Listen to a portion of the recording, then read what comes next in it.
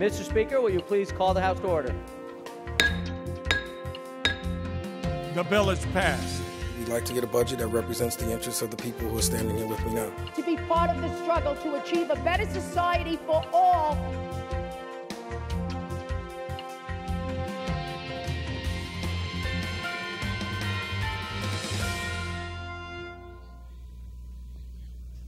Hello, and thank you for joining me for the Assembly Update.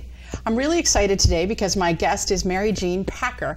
Jeanne is the president of the Battenkill Fiber Mill in Greenwich, New York. She's also the executive director of the Christmas Tree Farmers Association and the marketing manager for Mapleland Farms.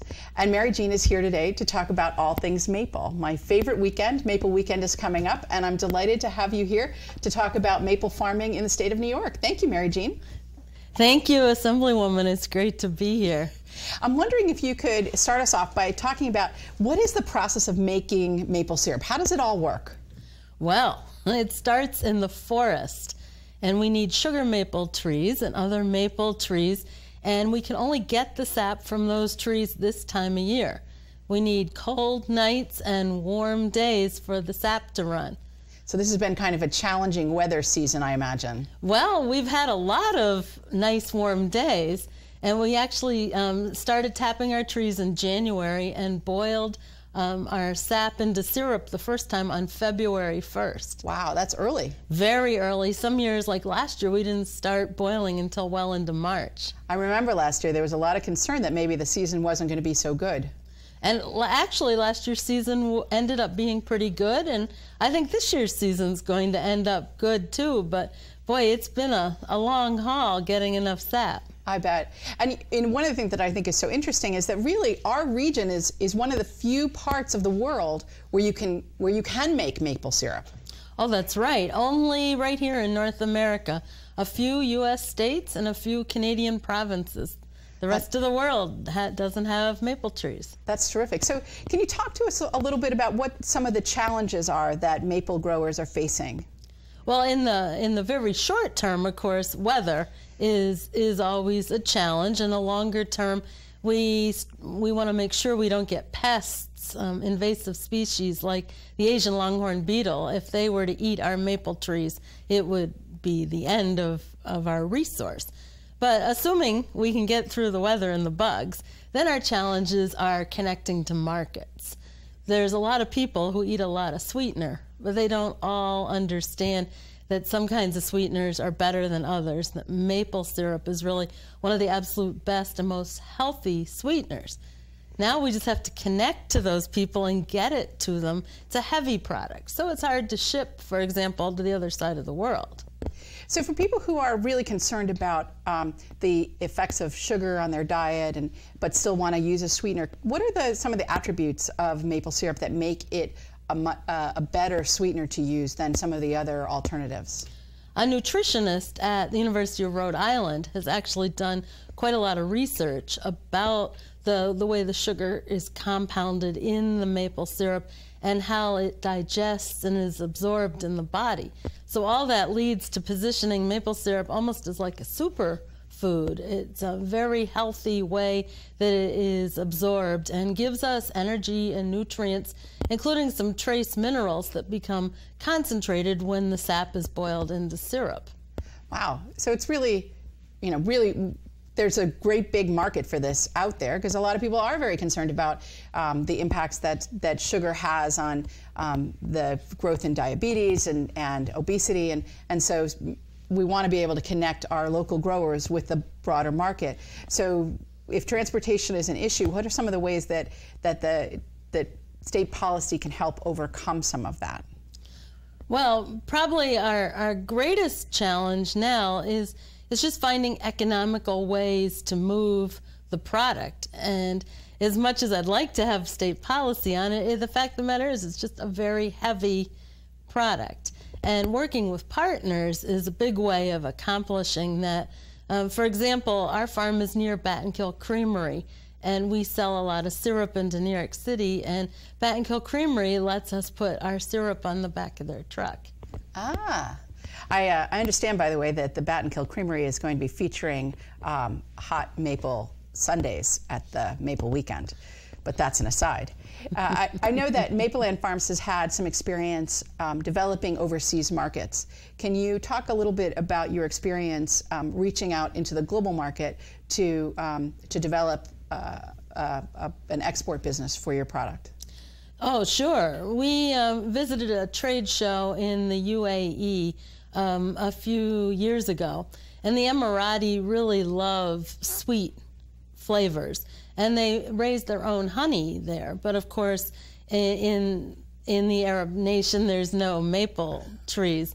So there's local folks have an affinity for sweet foods, and then there's a large expat community in the Arab Emirates that also want maple syrup.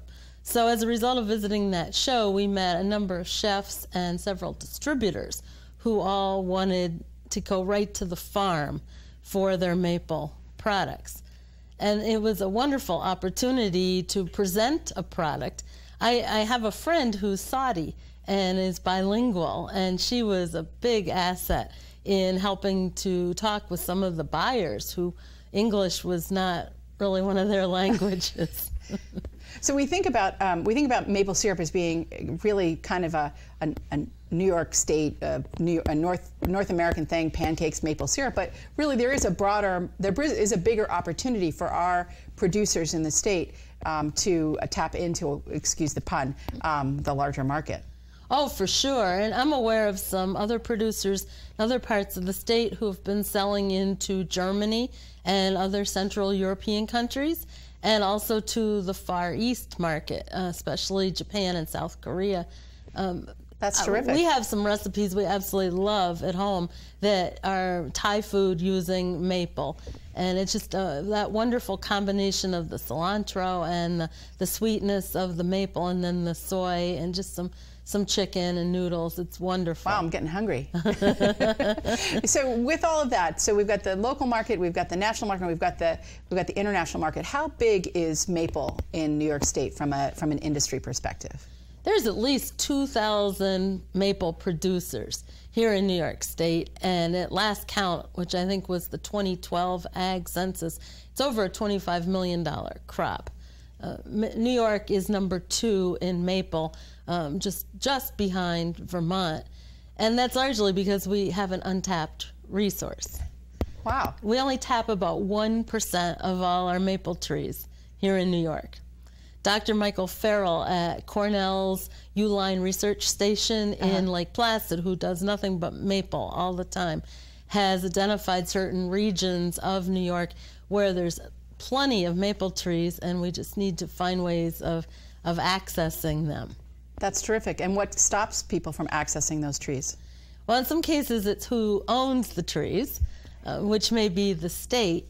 And it's tricky. The state isn't always willing to give leases to people to tap the trees. In some cases, it's just absentee landowners who don't realize the resource they have and don't want to be sugar makers. And we work very hard at trying to find landowners like that who would be willing to have their trees tapped. And one advantage to the landowner is that becomes ag use then, and they're eligible for an ag tax exemption on their property tax. And just to be clear, tapping the tree doesn't harm it in any way. That's right. It's just like giving blood. And so once you pull the spout out, there's no long-term effect. The leaves will still come out. Everything will be fine. That's great. So before we run out of time, we've got Maple Weekends coming up. It's next weekend, and then again April 2nd and 3rd. Can you tell us a little bit about Maple Weekend and how people can go out and enjoy some of New York's finest maple syrup? Well, it's our 22nd annual Maple Open House Weekends, and they're Saturdays and Sundays from 10 a.m. to 4 p.m. And a lot of places will be serving pancake breakfast also. At our farm, it's 9 to 1 each day. But Maple Weekend is free and open to the public, and you have a great chance to taste and smell, see how maple syrup is made. People can get all the details at upperhudsonmaple.com.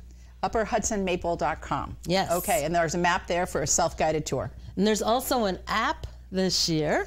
Oh, terrific. Where folks can download the app and then use it to go from sugar house to sugar house. Oh, that's terrific. And how would I get the app? That's brought to us by the New York State Maple Association, and people can just go to mapleweekend.com or go to their favorite app store and just click on New York NYS Maple Weekend. Okay, I'm going to be downloading it and putting it on my iPhone to guide me around Washington County for Maple this weekend. Oh, good. So I know that you are an advocate for a variety of agriculture-related programs, and I'd like you to talk, if you would, about the importance of ag in the classroom and why we really should get behind additional funding for agriculture education and specifically ag in the classroom.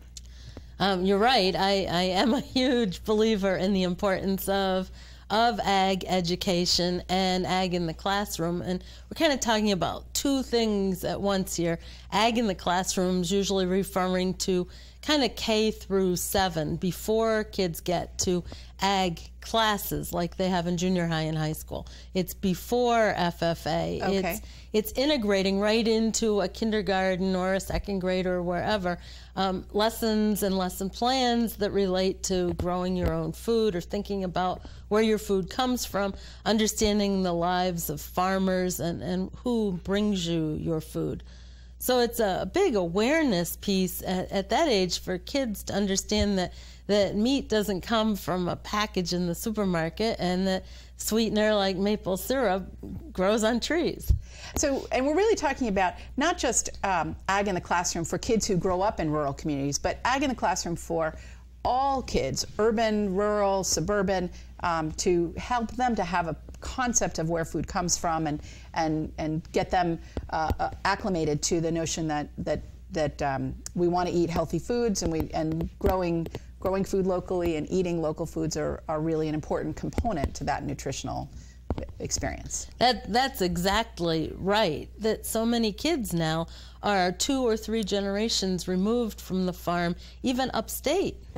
It's not just an urban situation now. Last week, I had the opportunity to read a book about growing apples to all the second graders in the Hudson Falls School District in Washington County.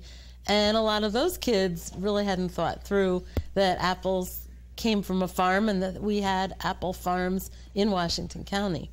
Oh, that's terrific.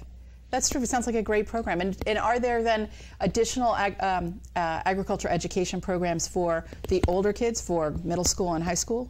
There are more programs for kids who want to go into a career in agriculture or related to agriculture, but there's also a real shortage of teachers to teach that. One of the initiatives that we're working on at the State Ag in the Classroom Board is to try to develop more teachers to work with high school age kids and explore careers in agriculture. I think that's great, and certainly as we go through this budget season, I am a big proponent of this, and I'm looking forward to championing more money for ag in the classroom and right up through teacher training for agriculture. So, in our final moments, are there any remaining comments you'd like to make about Maple or all things ag? I want to make sure that people know to come out and visit sugar houses in the Upper Hudson region. There's 23 of them that will be open for Maple Weekend, and they can get all the information at upperhudsonmaple.com. Terrific. Well, thank you so much, Mary Jeanne. It is always a pleasure to spend time with you, and you are a great advocate for agriculture in our region and throughout the state. And I personally am looking forward to a few pancakes at Mapleland Farms this weekend. We'll look forward to having you. Thank you. Thank you. And thank you all for joining us.